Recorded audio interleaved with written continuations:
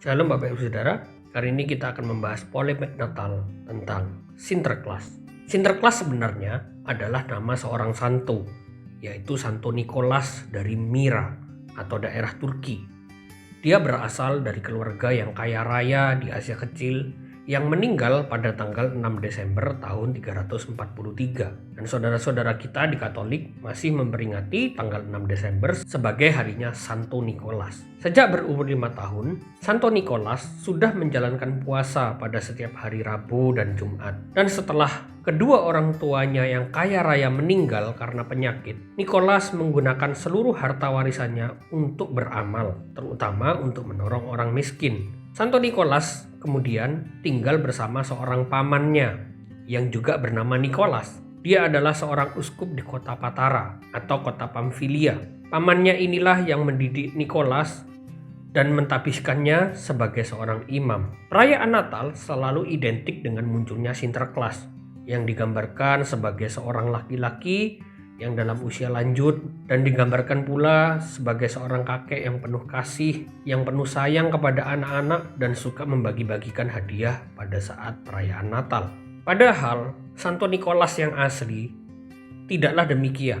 Santo Nikolas adalah salah satu dari 318 peserta Konsili Nikea pada tahun 325. Konsili ini dengan tegas merumuskan bahwa Tuhan Yesus Kristus sebagai firman Allah yang dilahirkan tetapi tidak diciptakan.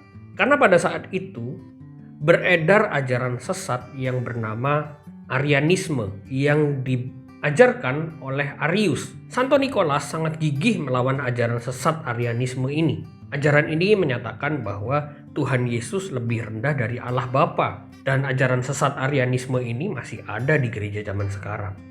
Arius mengajarkan bahwa Tuhan Yesus bukanlah Allah sepenuhnya, melainkan hanya sebuah ciptaan pertama yang sulung dari Allah Bapa dan setara dengan malaikat Mikael.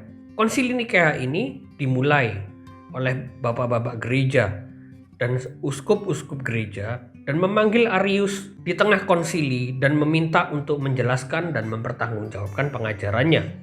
Santo Nikolas yang adalah peserta pada saat itu, dia tidak tahan melihat Arius, dan Santo Nikolas lari ke hadapan Arius dan menamparnya dengan segenap hati hingga Arius jatuh tergeletak. Tentu saja tindakan Santo Nikolas ini dilihat oleh seluruh peserta konsili, termasuk pimpinan konsili yaitu Uskup Hosius dari Cordova. Dan seketika itu juga Santo Nikolas diturunkan dari tahta keuskupan dan menyita simbol-simbol kekuasaan sebagai uskup. Dan Santo Nikolas dimasukkan ke dalam penjara.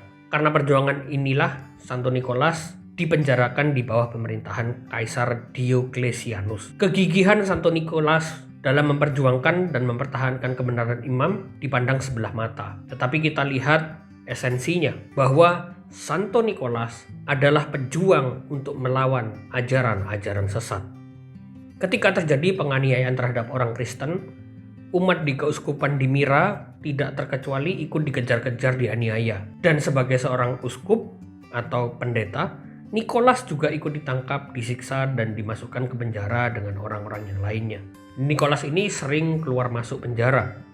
Dan terakhir ia dibebaskan oleh Kaisar Konstantinus yang akhirnya memeluk agama Kristen dan menduduki tahta kekaisaran Romawi. Bagaimana tanggapan kita terhadap Sinterklas? Sinterklas zaman sekarang sangat berbeda dengan Santo Nikolas yang asli. Sinterklas zaman sekarang dikenal dengan pria tua yang gemuk, ramah, berbaju merah, dan membagi-bagikan hadiah.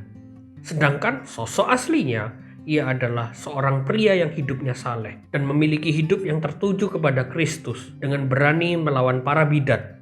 Inilah sosok Sinterklas yang sebenarnya. Tuhan Yesus memberkati.